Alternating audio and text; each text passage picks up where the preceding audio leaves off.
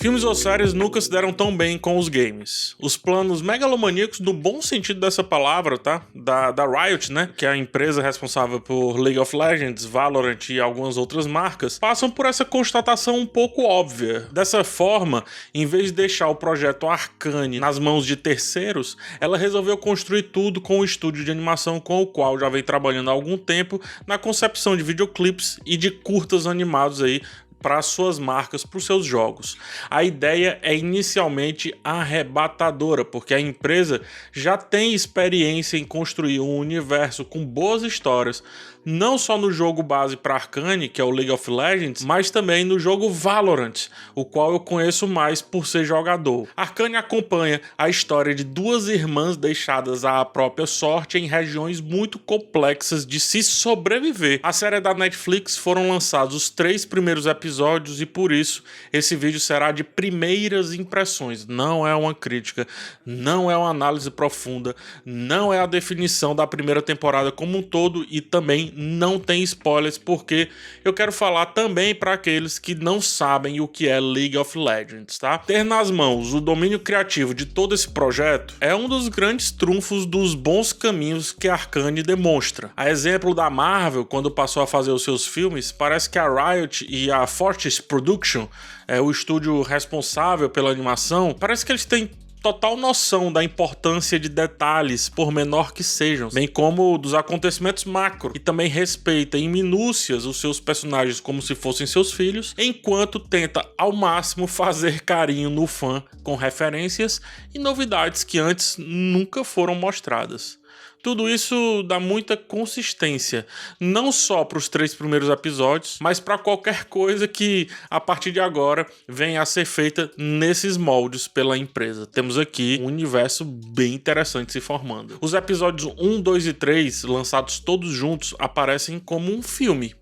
É um arco com começo, meio e fim que define com muita agilidade sobre o que essa série vai ser e quais serão os principais temas abordados, assim como não tem nenhum medo de cortar logo de cara o exagero, a fim de não terminar essa temporada cheia de patos nas mãos, né? Ou seja, personagens que não foram aprofundados e que não soube o que fazer com eles. Corta logo o que poderia virar supérfluo e usa isso para criar um drama que dê rápida profundidade à narrativa inicial da série.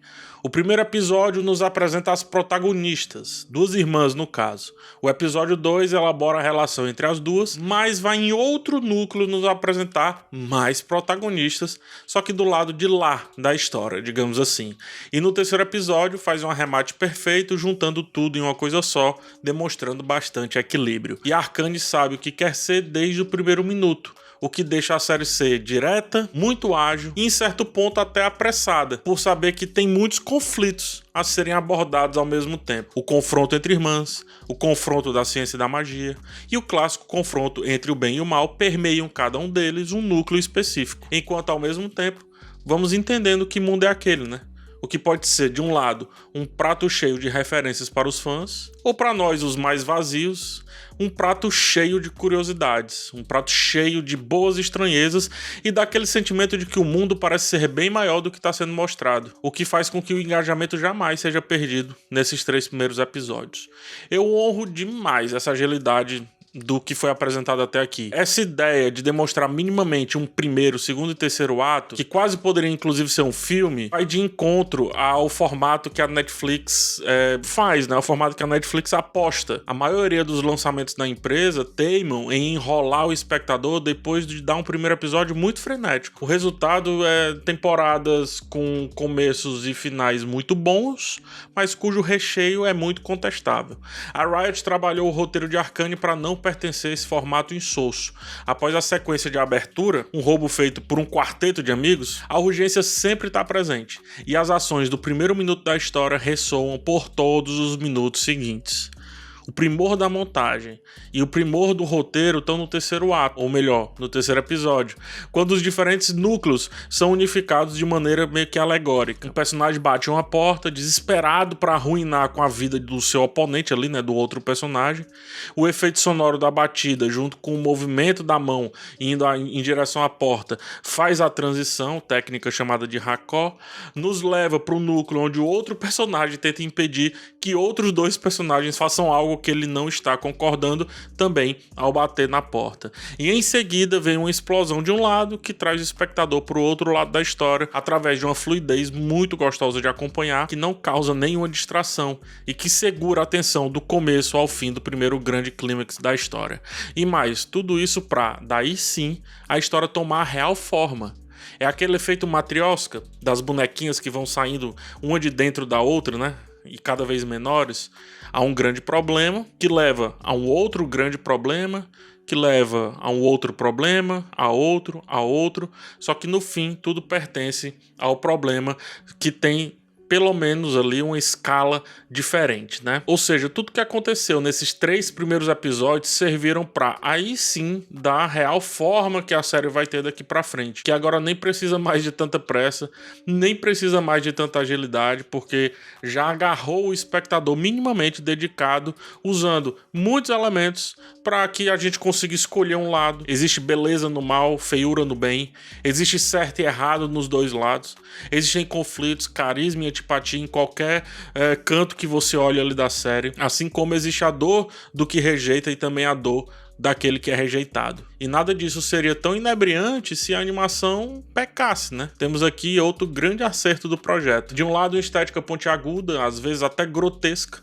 do outro, formas mais arredondadas, né? Boleadas, mais simples até. Cores vivas de um lado, cores fúnebres do outro. Gótico versus fantástico, Art Deco contra Art Nouveau. Um lado tem um texto e animação mais rápidos, o outro é mais lento, porque os diálogos precisam ser degustados com mais calma. E ao mesmo tempo, animações tão diferentes se complementam enquanto também se contradizem. Afinal, a história precisa que haja opostos e que esses opostos sejam ambos bacanas, né?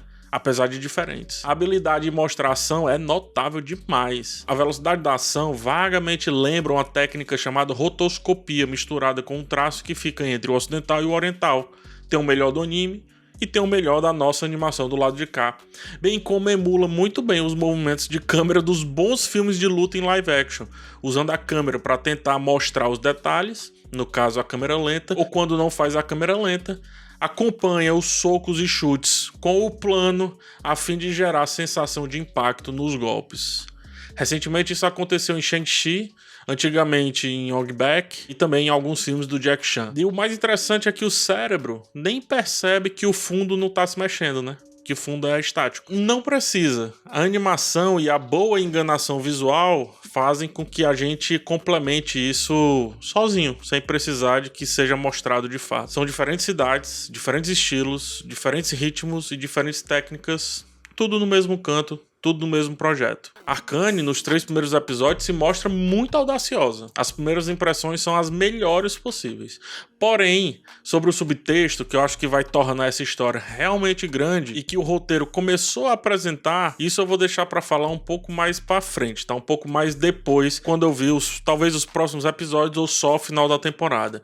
Eu tenho um pouquinho de receio do maniqueísmo ser retomado e eu quero muito ver como que as diferenças entre duas personagens vão ser mostradas sem que uma seja totalmente colocada nas sombras e outra totalmente na luz.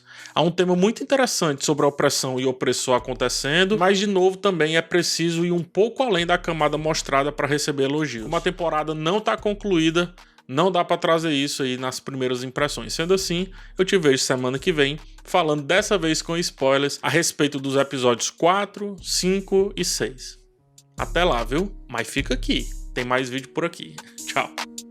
Obrigado por chegar até o final. Verifique se você está inscrito. Peço também um like para ajudar na divulgação e finalmente uma olhada no botão de Seja Membro. Lá tem 2 planos com preços bem baixos, mas que influenciam bastante para que eu continue esse trabalho. Um forte abraço em vocês, até o próximo vídeo e tchau!